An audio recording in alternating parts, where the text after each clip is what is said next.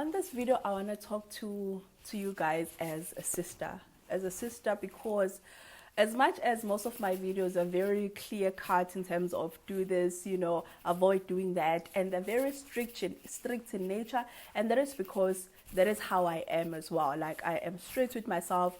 I also expect the same for people around me, especially like family. I expect the same for people around me, but also I understand the power, I understand the importance of being strict with oneself, because if I am not, I don't think I would be where I am today. I don't think I would have achieved the things that I have achieved today. I am a systems person. I am a structure person. Like, I like to have structure. I like to have routines. I like to have systems, because I feel like they kind of guide my life and what I'm working towards. I find this to be very similar to how my father was. And so when you see me, the way that I am, the way that I'm so straight, and the way that I'm very direct, and I like to see everyone win. That's how my father was. I see so much of my father in me, and I get so happy when I do that, because growing up, I remember telling my mom and my partner as well, just telling them that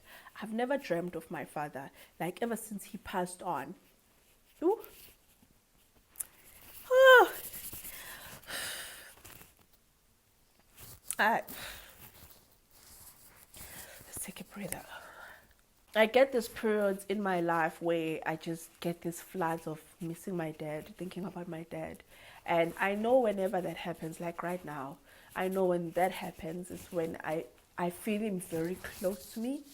Like, I feel like he's very close to me around those times. And so I would tell my mom and I would tell my partner that I've never dreamed of my father. And that has always just been concerning to me.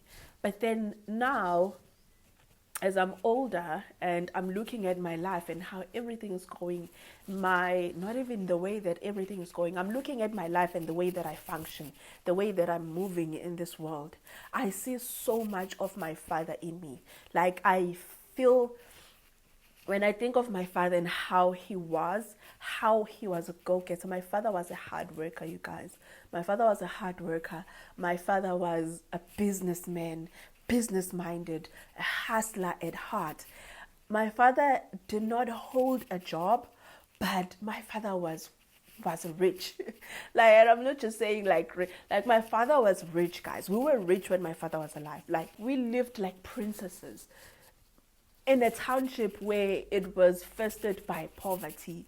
We lived, guys, when I think of the life we lived when my father was alive, and I look at that and I attribute it to the man that he was, in terms of being a visionary, in terms of being a hard worker, in terms of being a business minded, in terms of knowing how to make money.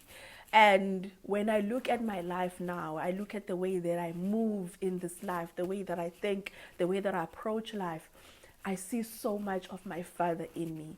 And my father was a very strict man, very strict. He was a systems man. He was a very clear-cut man, like, do this, don't do this. And whenever you would do something that was off, it wouldn't sit well with him, and you must know that you are going to have to answer that for that. You will answer for that, And so, as much as I'm not feared as my father was feared by everyone. Like, everyone feared him. As much as I'm not feared by anyone, like, and I do not want that for my life. There's so much of my father that I see in me and that I appreciate now, and that I feel like are the reasons why I am where I am right now in life, and I'm going to go so far with life so long as I am alive, because his blood runs so deep in me.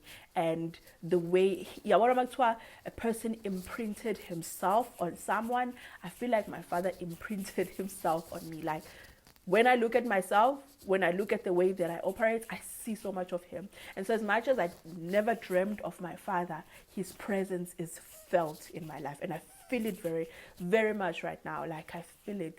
And so I get these episodes where I just think so deeply about him, and I will miss him and I'll cry, So anyway, with that being said, I wanted to come here and talk to you as a sister, as that person that is strict most of the time when I do my sit down videos and I talk to you guys, but also just to come on the softer side to remind you that your life can change. Your life is possible for it to change. So I'm going to open it up. For people who do not know me, let me start there first. For people who do not know me, my name is Jen Ngumalo, and I go by that on all my social media platforms. If you enjoy my content, please make sure that you join us by clicking that red subscribe button in the bottom, and also do not forget to smash that like button.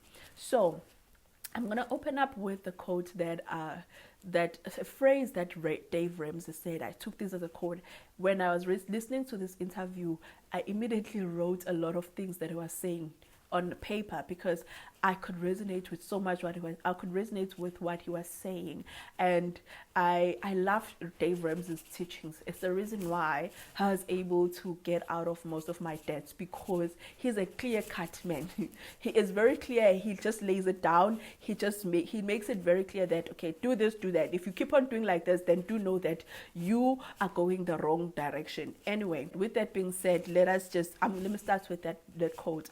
What he said, I wrote it down here. He said, adults make plans and follow it. Children do what feels good to them. When I heard it, I was just like, oh, Dave. And it just reminded of me. It just instilled that thing. It reinforced that thing in me to say, you need to have plans. As much as we want to be spontaneous in life, but one thing I've realized with people that move in life with just being spontaneous, never having any intention in anything that they do, being intentional, setting goals, being clear about what they want in their life. Life tends to just, take them this side, this side. But if you want to go in a certain direction, not that to say things will not come to swept you out of the way, to take you out of the routes that you're going in, but as much as they will be happening, you'll quickly find your way back. You'll quickly find your way back and continue with your journey. And so what he said here is, if you are intentional about your life and where you want to get to in your life, you need to set plans. You need to be clear about what you want and then follow up on it, meaning implement it. Do not be like a child that does what is good to them, because a child doesn't know anything about planning, setting goals and all the stuff. They just do what feels good to them at that point. But you're adults now. You know better. You have seen so much in life. So that should propel you enough to say, okay, I can't no longer do things just because they feel good. I must be very intentional in everything that I do, in everything, in where I see myself, the direction of my life. I need to be intentional about that. And so I wanted to open with that statement to say, when adults, they set plans and they follow them. Children do what is good to them. So now let us get to some of the points that I created, some of the points that I came up with, just to expand on why I think that it's possible for you to change your life. So here's the first thing that I would say you need to do if you really want to be intentional in terms of changing your life and changing your finances. Firstly is remove the victim mentality. I know it is easier to stay in being a victim and stay in your circumstances and the shortcomings or the challenges that you see. It's easier to sit in that and wallow in that than to take action. But if you really want to improve your life, if you want to make changes in your life, you need to stop living in a victim mentality. We all know that there are things as African people, as people that we do not have access to as other people. We know that we have experienced far more excruciating challenges as compared to other races. We know that that is true. But now that you know that that is true, then what? Because when you sit in your victim mentality, that's exactly what you're doing. You are recognizing the challenges. You are recognizing the things that are standing between you and the life that you want. And then you choose to just sit there. So my question is, now that you know that that is the case, now that you know that you do not have the same access to the opportunities, you do not have, you have these issues, you have these problems, you have all these things that are conspiring against you. Now what? You need to get to a point whereby as much as you recognize all these things, you need to get to a point whereby you start taking actions. It's like realizing that you are hungry. seeing that you are hungry, looking at your circumstances and seeing that you cannot afford to get yourself food, to buy anything because you do not have the resources, and just sitting in that hunger. Staying in victim mentality is exactly that. You realizing the problem and then sitting in it and not doing anything. You need to realize that I'm hungry. I do not have the resources right now. And I know that it's not going to be easy for me to get resources, for me to be able to buy food. But you know what? I believe that I can. And get out and knock on doors so that you can be able, knock on doors so that you can get opportunities that will allow you to give you some form of income. Then you can be able to buy food. So the same thing with victim mentality. As much as you realize that you do not have the same access to opportunities, you do not have the same this, you do not have what other people have, you have all these things conspiring against you, but you still have to take action. You still have to move beyond the victim mentality and understand that you have the power to change things. For me, when I was growing up in poverty, and when I say, guys, I know it may come across like right now, it's very easy for people to look at my life and think I've just had it easy in life. I've never had anything easy in life. And I'm always going to reiterate this because it's easier to look at someone where they are and think, oh, it's far easier for you to say, it's convenient for you to say that because you are where you are, or you have had access to opportunities. I had access to opportunities because I've always pushed myself. At the beginning, I spoke of my dad and his personality and the way that he was a go-getter, and saying that I see so much of myself in him. And when I move in life, that's also how I approach life. Even when I was in the trenches of poverty, when we're living in poverty at home, guys, and when I say we're living in poverty, guys, there were nights where we would sleep hungry. I would go to school hungry, come back from school hungry. I would go to school without any sanitary pads, just improvise. And I say improvise when you're a lady, you know what I mean. I would improvise every cycle. I would improvise, but still take my butt to school, take myself to school, and make sure that I show up for myself. That is all a person who understands that as much as I do not have sanitary pads, as much as I am hungry right now, and where I'm going, I'm not going to get food. We didn't have feeding schemes back then. As much as I'm going to school, I'm going to be just as hungry. I'm still going to come back and still come back to a house that has no food. But I still took myself to school. I did not say I'm hungry and so I'm not going to study. I did not say I'm hungry and so I'm not going to listen to teachers. I was one of the top students. Like, I was one of those students that was always asked to go right at the board, check on people, make sure that people are not speaking Zulu, everyone is speaking English. I was one of those kids that the teachers trusted, and that was because I was just exceptional. And I was exceptional because, how is it that I was exceptional? I was exceptional because I refused to let my conditions be the driver of my actions. I refused to let my conditions cripple me. I refuse to let my conditions put me in jail, my own doing. As much as I knew that I had these shortcomings, as much as I knew that I came from this background, that I was struggling, but I also knew that I still had to do something. From a young age, I knew that I wanted to change my life. I knew that I was going to be one of those people at home that changes the state of our home. And I've been able to do that. And that is because in me knowing that we had all these challenges, in me knowing that we're hungry, and my mother coming from work, she used to work at this restaurant where they used to sell osu and in intlok, no put. And by the end of the day, what she will do is she will scrape the pots and then she'll put that in a kaftin, take it home, and we'll warm that oil, put with it, and then she will eat. That was the food that we ate most days at home. And so we didn't have it easy. I didn't have it easy. Even the access to opportunities, it's not like they were handed to me, but it was because I pushed myself. And that is why I say I was exceptional, because in the midst of all of that, I still pushed myself. I didn't sit in my victim mentality. And so I want to encourage you today that as much as you know these things, as much as you know that you are really struggling financially, as much as you know that you are getting paid peanuts, you can change that. You can change that. Which brings me to the next point, which is understand that nothing will be handed to you.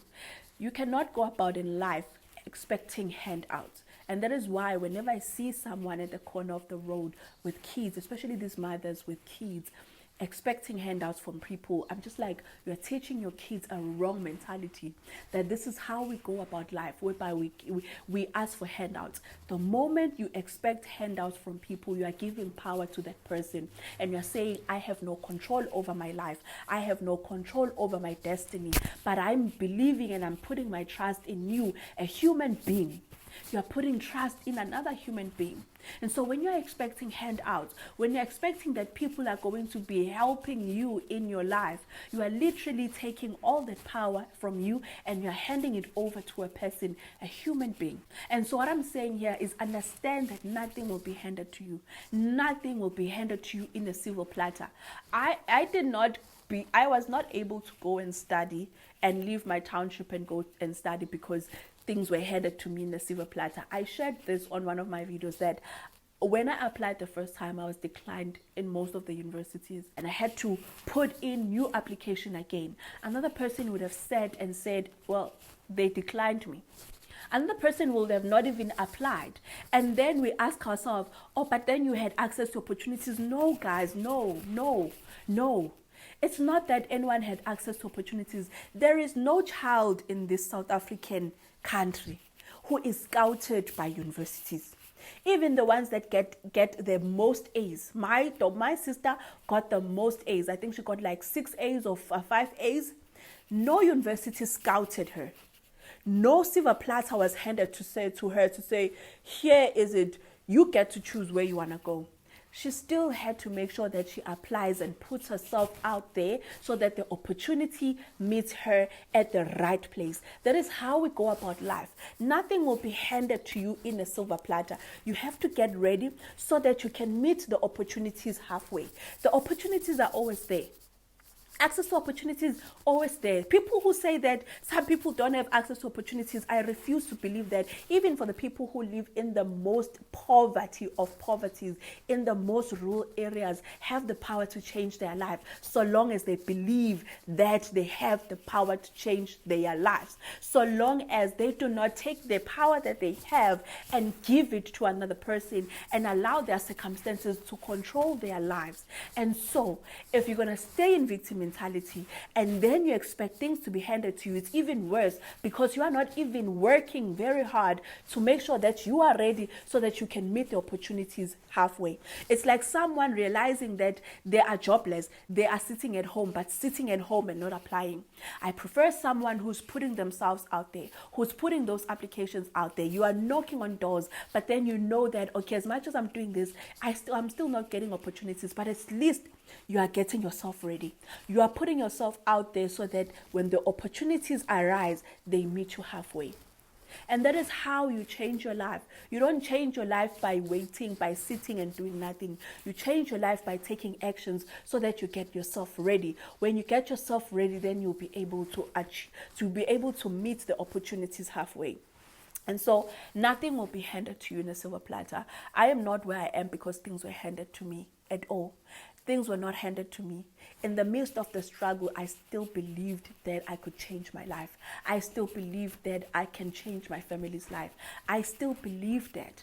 And as much as I believed that as well, I was willing to work hard. While people would look at the conditions that I was coming from and living from, they would have looked at and just relaxed. But I didn't. And that is why I say so much of my father's blood ran in me. And I know that not everyone has the same thing when it comes to being driven, being a hard worker, being able to see opportunities, seek opportunities. I know that not everyone is like that, but I just want to be that voice to say, even if you are not like that, try to be a person who is driven. Try to be a person who is a go-getter. Try to be a person who knocks at doors so that you find opportunities. Try. It will not kill you to try, but you will die from not trying. You will live a life that is just not conducive, that no human being should be living if you do not try. A third thing is, this one is my favorite point. The third thing that you need to do if you want to change your life is dream. Please, I'm begging you, please dream. Dream as much as you can. Dream as much as you can. One thing about dreams is that they ignite the fire in us.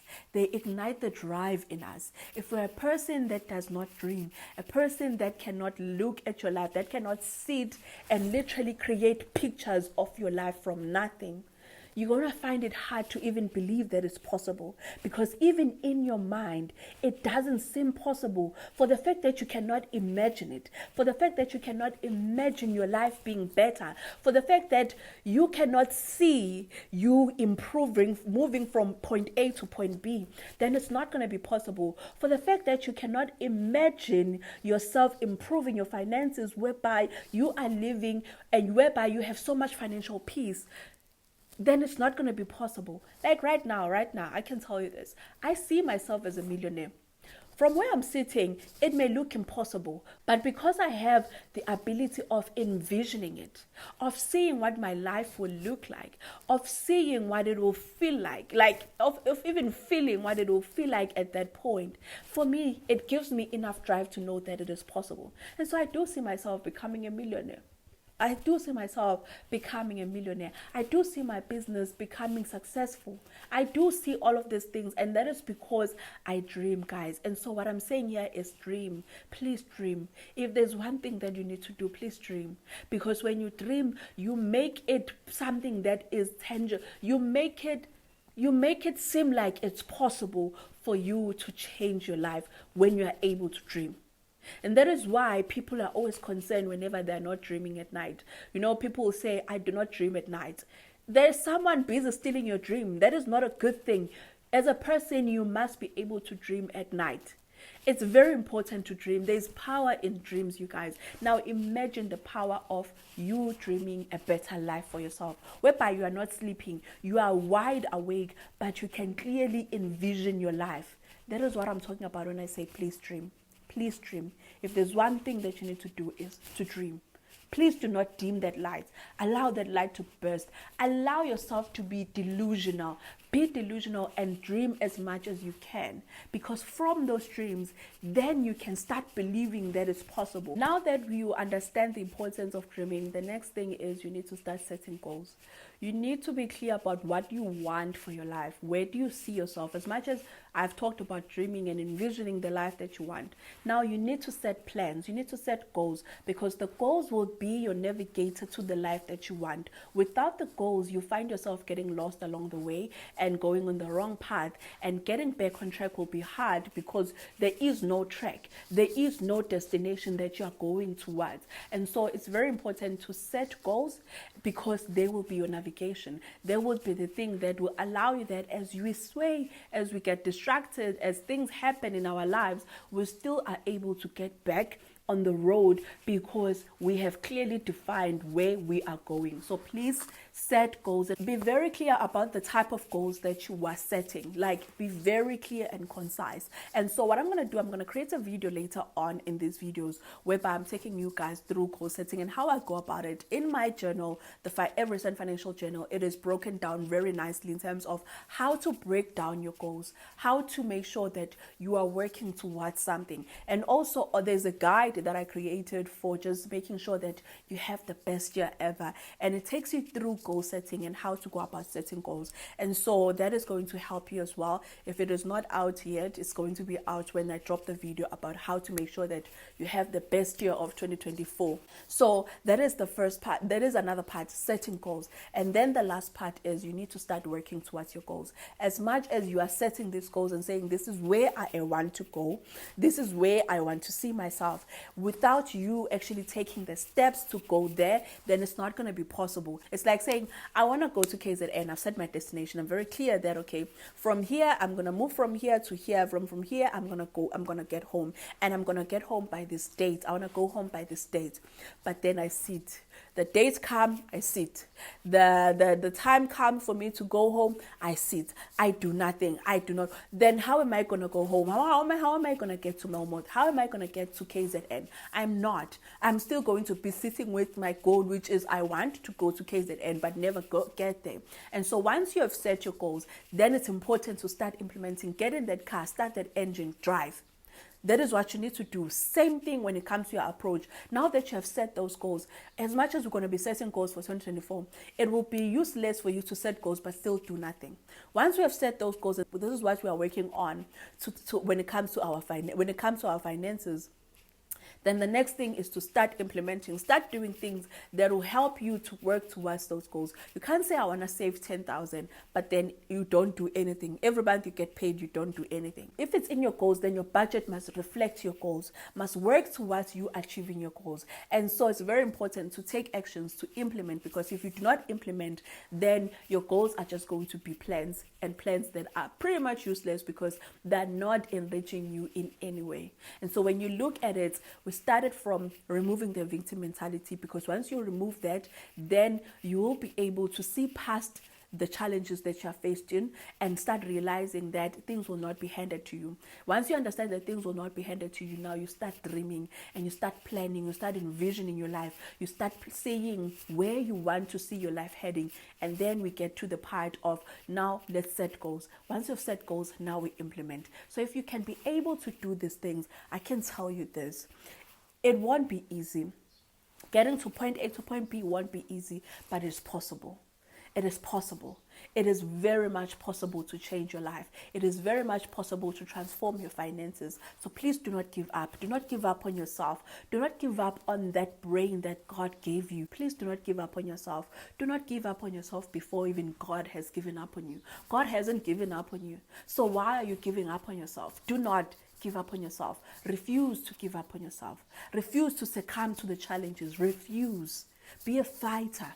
Be a go-getter. It's not going to be easy. I know as I'm saying it may sound like I'm saying it's going to be easy. No, it is not going to be easy. It is going to be hella challenging. You are going to encounter so many obstacles.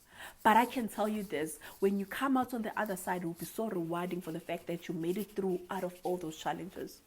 So please don't give up. I hope that this video was useful and that it was helpful to just remind you that it is possible to change your life and how to actually do that. Because as much as I'm saying that, I don't just want it to be wishy-washy and wishy, because I want to give you tangible things that you can do in order for you to be able to change your life.